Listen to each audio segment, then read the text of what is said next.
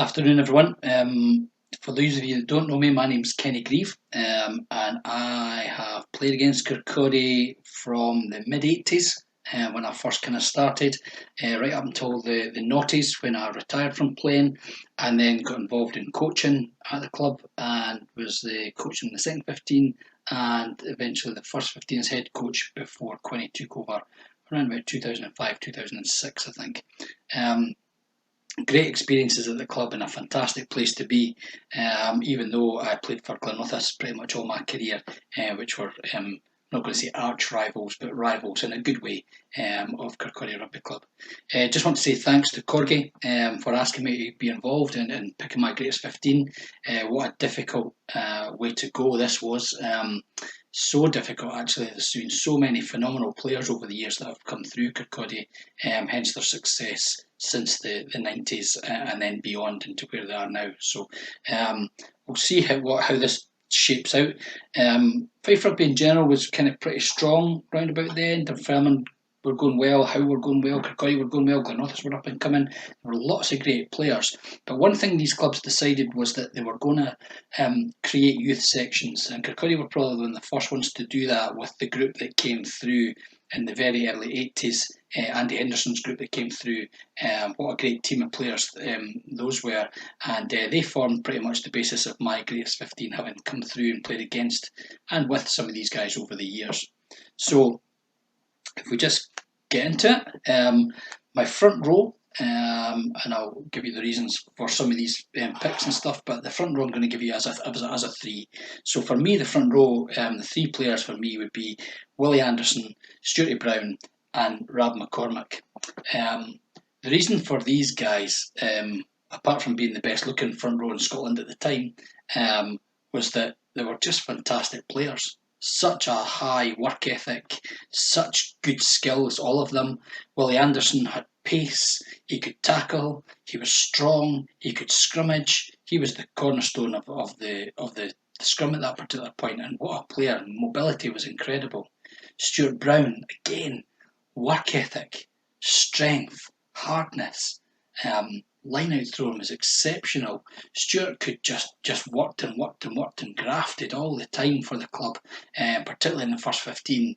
The kind of guy that if you were to play Stuart at Tiddlywinks, he would want to beat you. Such a competitor and such a great player, and a great servant to Kirkcaldy Rugby when he came along from, I think it was Dunfermline back in the day. Lastly, Rab McCormack. Rab, again, phenomenal player. Hard. Just a guy that just got on with it, that just made it life difficult for you, and he made life difficult for you all the time. Hell of a nice guy off the pitch, but on the pitch, Rab was uncompromising. Again, he was hard, he could tackle, he just did his job and did it well, and that was probably the reason that Kirkcaldy got a lot of success back in the 90s, was due to that kind of work ethic from their squad of players. So fantastic, great bunch of guys. So there was lots of other players that could have been considered at that point, but those were the three that stuck out for me. The second row, again, there's two players for me that stand out. There's a couple others that are close, but there's two that stand out for me. The first one would be Mark Higginson. I think Andy Henderson a few weeks ago had said, given his reasons, and he was absolutely spot on. Higgy was a competitor. Not only was he a competitor, but he was a skillful player. And again, quiet, got on with his job, did his job to the best of his ability, and really complemented the team. Pretty fit, pretty hard working, even though he was still on the 40 a day, I think, at that time. What a guy, just a fantastic player and a great servant to the club. His second row partner, this was quite a tough one I found, but in the end, I've gone for Andy Henderson in the second row, because the back row, again, there's another different blend that I liked better. But Hendo, again, was one of the first names on the team sheet for me. Supremely fit athlete, strong, hard, the enforcer, if you want to call it that. Every team back then had an enforcer, the guy that kind of sorted things out, and Hendo was very much one of these guys, and was just a superb player. Not only a superb player, but he was one of these guys that was really deceptively fast. Another fantastic sevens player, who, again, along with Willie Anderson and a few others that we'll mention, won a lot of trophies for Kirkcaldy again back in the day. So Hendo and Higgy would be the two guys I would have in the second row. The back row, getting the blend of the back row. How do you do that? What does it mean? There's three players for me that were standouts. And one of them's a youngster who's managed to get himself into this team, because the majority of the team I've picked have been guys I've played against and stuff who you remember were decent lads. But this guy, just for me, was phenomenal. As a coach, again, he was easy to coach, quiet, just got on with his job. But when he stepped over the whitewash, this guy had it all. Could run, could tackle. You didn't want him running at you because he ran with his knees up at his chin, and he was so difficult to stop. And I think I shouted at Mark Wallace, and I remember that, Mark, for missing a tackle on him. But Craig Wilson, for me, check the pace as a number 6, outstanding, absolutely outstanding. I would have complimented that team at the time, would have been a really good asset to that team at the time. Number 7, again, there was a number of other youngsters we could have brought in, boys like Jamie Simon and stuff, who were good youngsters and went on to play Premiership and stuff. But for me, again, the guy I played against on so many occasions and went on to greater things was Gordon Hanna.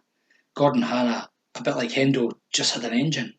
Unbelievably fast, great hands, great sevens player, but could play the game, could read the game, got on the end of so many things just because of his pace, disrupted so many things, again, just because he got there quicker than anybody else. He was an amazing player and a really great talent, and then went on to Watson's and had a very successful career there.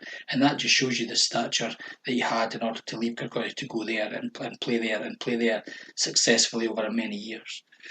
Number 8, there is only one number 8 for me, and it's a guy that I grew up with, playing against all through age grade stuff and all the rest of it, and a great servant to Kirkcaldy Rugby Club, and that is Craig MacDonald. Judo was a fantastic player. He was somebody that could pick up from the back of the scrum and make meters and get you on that front foot. He could pass, he could tackle. He was just awkward. He was one of these guys that you struggled to put him down because he was just an awkward kind of run. Really, really strong. And what a player he was. And again, I had many run-ins with him growing up through under 14s, under 16s, along with Evan Ferguson and Jimmy Ritchie and Jack Smith and Big Kev McDonald, a great servant to Kirkcaldy Rugby Club, God rest him. Great players, Scott Guyan, Alan Gibb Jr. There were so many good players at that particular time that came through that team. And Judo is the one that kind of went on and continued to play and did very well at the club for many years. Number 9, again, there was a number of players. Richard Bethune was a cracking player, great to watch, great talent, amazing skills and fit. There was other players. Chris McConnell was a fantastic 9. What a break Chris McConnell had, fast. The unfortunate thing for Chris was his size. If you didn't manage to get him, then you weren't getting him. But if you got him, Chris got ragdolled 2 or 3 times, I remember, but he had the pace to burn and was able to get on the outside of players and scored a huge number of tries, and was a really good player. Stuart Cameron was another guy, maybe not so much played a huge amount of first 15 games, but what a competitor, hard, a decent service, just worked all the time and was just committed to Kirkcaldy and playing, and Stuart would play anywhere for you, play anywhere to get into a jersey to play rugby for Kirkcaldy. What a guy, and a cracking guy off the field as well. But Stuart Cameron would have been up there as well. But for me, the one guy that stands out is Ross Dewar. Ross Dewar, and again, I think Hendo had said this a few weeks ago, Ross was just amazing. He had pace, he had a step, he could step out of tackles. You think you'd had Ross lined up, and all of a sudden he was past you, he was gone. He was so good, a really good service, in what turned out to be a really good backline at the time. And Ross was an excellent player, and a shame he didn't play longer than he did. Number 10, this is an easy one for me, the Rolls Royce, as I like to call him, Keith Ferguson. Keith Ferguson was a tremendous player, right up until he was still playing the twos when he was well into his 40s and still turning out and helping out and all the rest of it. Cracking guy off the pitch as well. One of the funniest guys you'll ever see. Kind of that schoolboy laugh of his and stuff, that giggle that he's still got to this day. Love Keith, great guy. But not only a great guy, what a player. Keith could run, he could pass, he could kick. But Keith's secret, I think, or magic more than anything else, was that he would just pass the ball and feed the two great players outside him and feed the backline and feed the backline. And he did that so often that when he did decide to show and go, he usually went through untouched and then set up a 2-on-1 with a fullback and with the guys coming through to support him. Gordon Hanna, for instance, who got in the end of many things that Keith had created and stuff and had gone through. But what a player Keith was, and is he a cracking guy as well? So he'd be my number 10. My midfielders, we'll leave the wingers at the moment, but the midfielders, again, it's pretty easy for me. There's one or two others that came close to these two, but the two that I've went for, and it's probably no surprise to you, Johnny Thompson at 12 and Alec Carruthers at 13. What a partnership. What a players. Them in the midfield with Keith. Pretty formidable, pretty hard to stop. Great players, great visionaries, all could tackle, all could pass. Johnny Thompson was an exceptional player in that respect. He could read the game, he could exploit space, he could put people into space, he could beat people, a ferocious tackler when he needed to be. Great, what an individual. Alec Carruthers, much the same. Probably the midfield general more than anything else. Alec just knew how to play, he knew the game, and he directed the players round about him, sometimes to their annoyance, but inevitably Eck was right with what he was telling you, and it was the right thing he was saying.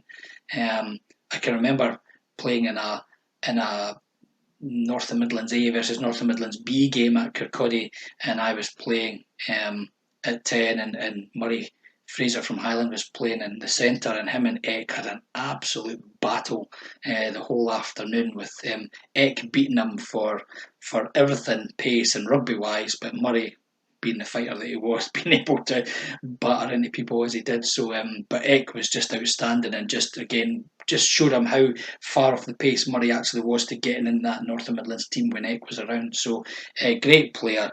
Eck also had this natural kind of dip of his right shoulder. It was strange. You knew it was coming, but he always managed to evade you. The ball would be coming from the left, and it'd go out into the midfield, and Eck would go as if he was going to dip his right shoulder into the tackle, would somehow manage some kind of pirouette and come out of it and be able to get through, and again created a 2-on-1 with the fullback in the end, and again the wingers coming through to support that scored lots of tries. So Eck Carruthers, fantastic player. The two with the back three, but particularly the two wingers. One guy is just hard and compromising, and you never got any change out of him, but a good rugby player as well, decent rugby player, and again just did his job, just did as he was told and got on the end of things. The other one was a bit more kind of twinkle toes, not quite Jason Robinson, but a great step and some pace. You might have guessed the two guys I'm speaking about. One of them, for me, a stalwart of the club over many, many years and still continues to support the club, in Jimmy Bonner, and the guy in the other wing being Neil Renton. Neil Renton was a phenomenal finisher. Just could beat people in 2 or 3 metres. He was just incredible. JB was power. But not just power and hardness and stuff. JB had the ability to step inside, to stand somebody up, and then to burn them on the outside again. And if you got your angles wrong, or you were reaching into that to tackle them and didn't get your feet close enough to get close to put them down, then you got a handoff in the face. And it wasn't a nice handoff in the face for JB back in the day. Uncompromising tackler. I can remember JB lining me up one Friday night. We were playing in a game at Glenorthus, and I beat the first guy who was going up the touchline, and Jimmy cut me in half. Absolutely emptied me.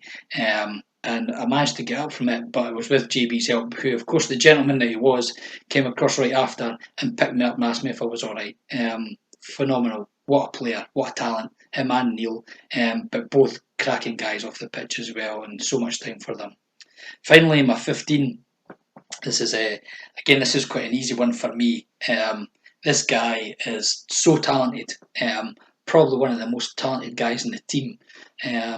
He had everything other than he couldn't tackle particularly well.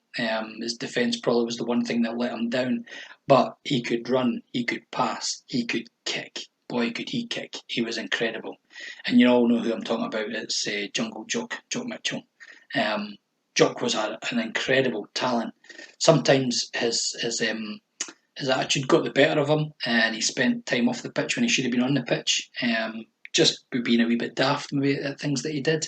But this guy could get you into trouble from anywhere in the pitch. Kirkcaldy's pack at that time was very, very strong. It didn't go backwards ever. But if there was a 5 metre scrum on the Kirkcaldy line, he up would step Jock and he would thump the ball down to probably just outside their 22. With one clearing kick. He was a tremendous talent. Not only kicking from hand, but kicking from the tee as well, or in that time having to dig the ball up. There was no tees, but digging the ball up and kicking through the posts. I think it's fair to say that Jock Mitchell probably won Kirkcaldy a good number of games with that boot, and what a player.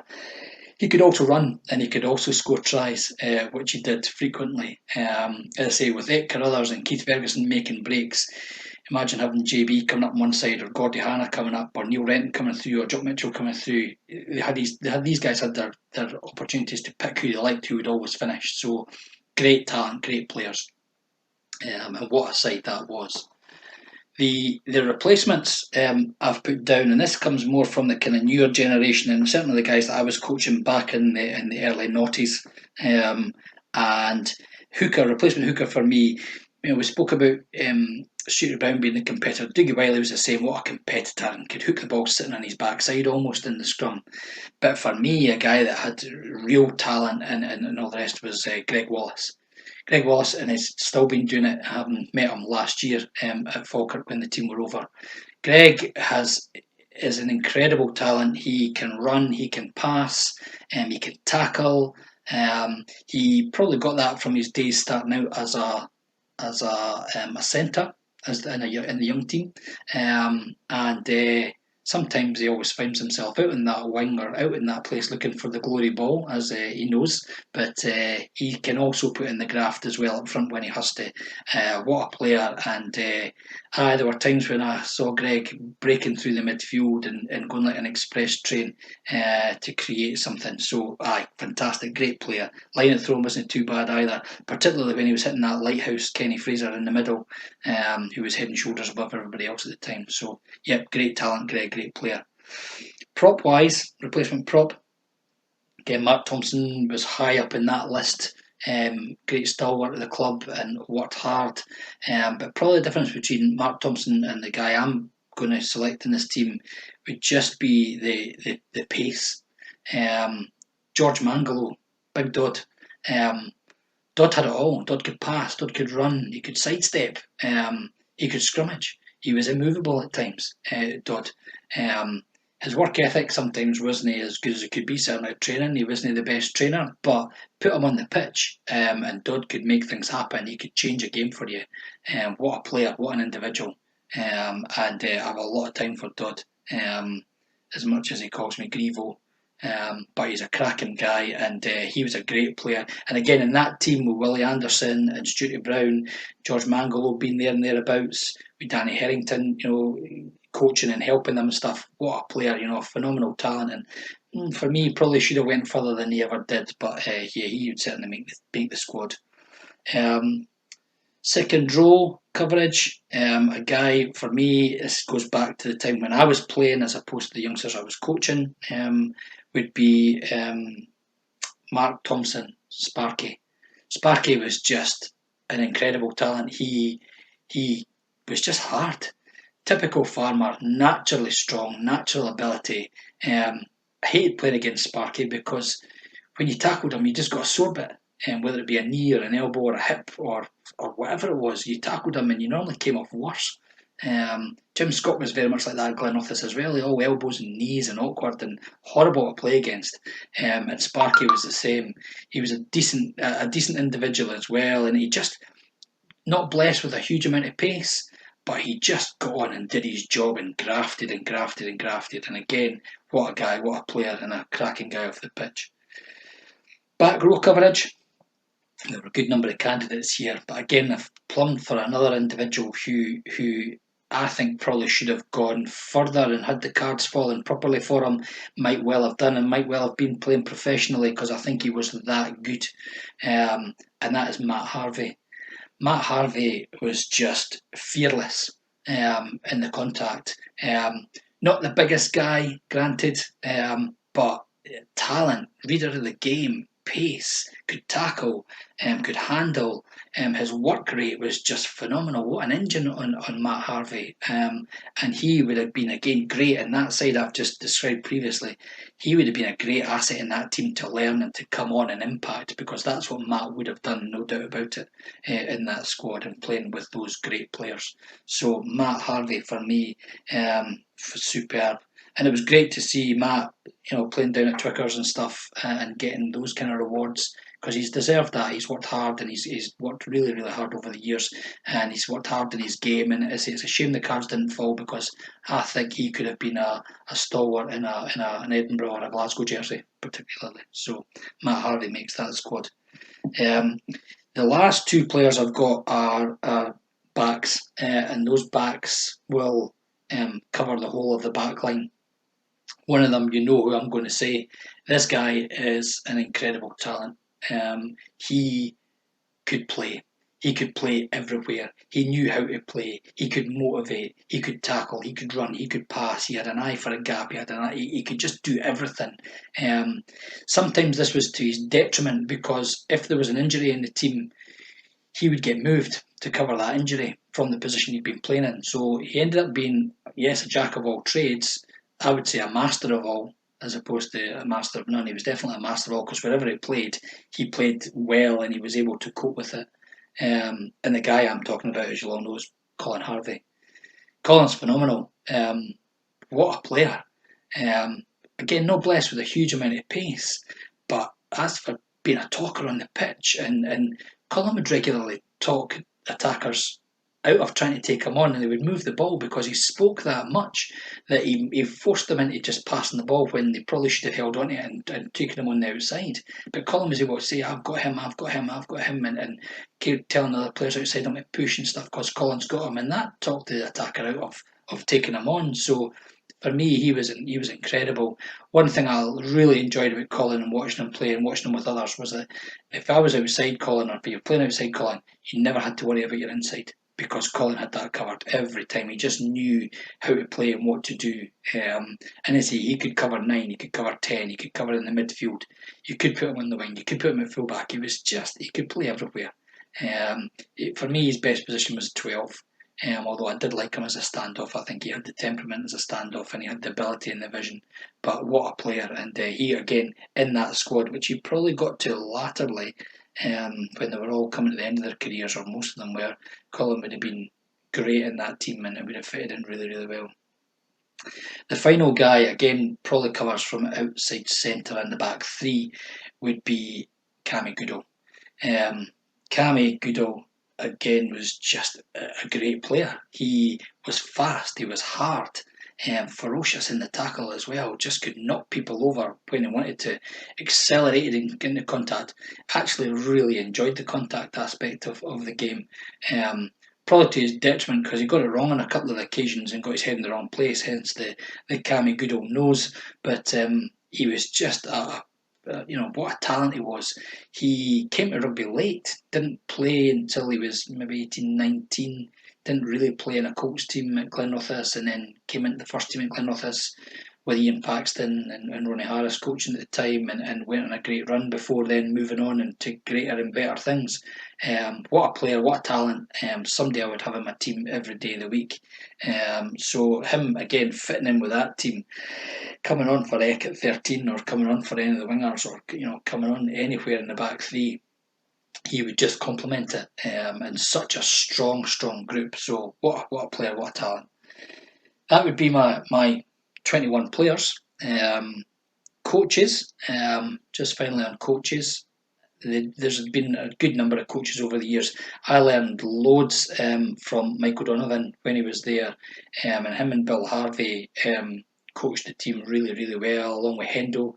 I learned a lot from Andy Henderson, and he actually brought me to Kirkcaldy to coach at the end of my playing career, to help out with the twos and then move on into the ones and head coach.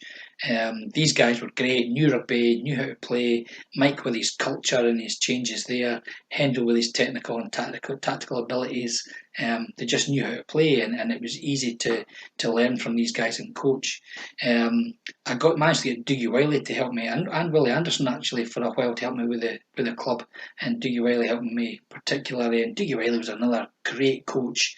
Went to New Zealand, got his degree in rugby, and came back and shared a lot of his experiences and a lot of knowledge with me. And I used to sit for hours with Dougie and chat rugby, and fantastic. But these guys aside, there are two people I think Kirkcaldy Rugby Club have got to be hugely thankful to for developing players and bringing them through and making them the players that they became, but also putting the club to where it needed to be. And hopefully that will come, they'll get there in the future, and we'll get to that point where, Kirkcaldy may be playing in the Premiership or wherever and stuff, but I'd love to see that. But the club's got to be thankful to these two individuals. Firstly, Tam White.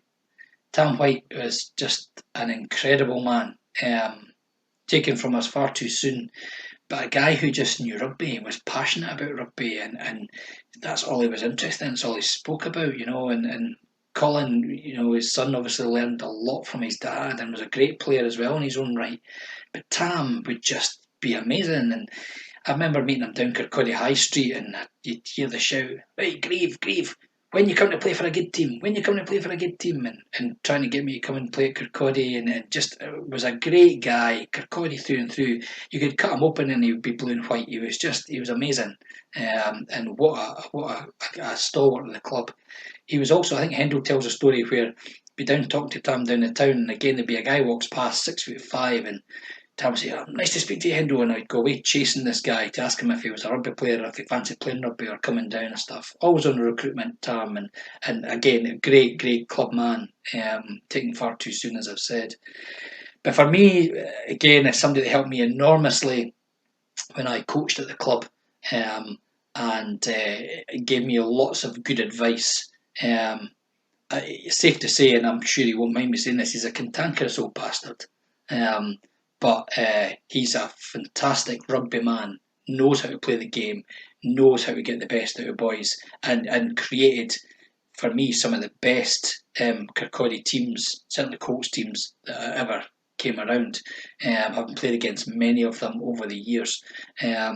But Ron Ferguson, for me, is just head and shoulders above everybody else. His knowledge of the game is exceptional, and he could tell a player right away. He just by looking at them, he knew who could play. He knew who understood, who could do the right thing at the right time. And I have so much time for Ron Ferguson, and he for me would be the head coach, because a man of very few, shall I say, polite words. You like to swear at you, and that was part of Ron. That's what you saw was what you got. But he got his point across, and he got it across well, and didn't suffer fools gladly, and you would be told for it. He used to wind me up as a youngster, or try to. He did get me a couple of times when I was playing for Glenrothes Colts versus Kirkcaldy Colts and stuff. But I ended up playing for him in an under-20s tournament over at Heriots, and we beat Hoyk in the first round, sevens. And I kicked the conversion from the touchline, and that put me in his eyes and his good books forever, I think, from that particular point. A great guy and a great stalwart of the club. Just make sure when anyone's down the club, you buy him an old Cameron, and he'll be hugely thankful. Thanks, guys. I really appreciated Corgi asked me to do this and really enjoyed it. I hope you've enjoyed it too, and all the best. I look forward to seeing you all over at Falkirk, and for me visiting at Beveridge Park, hopefully when rugby starts again very, very soon. All the best. Cheers.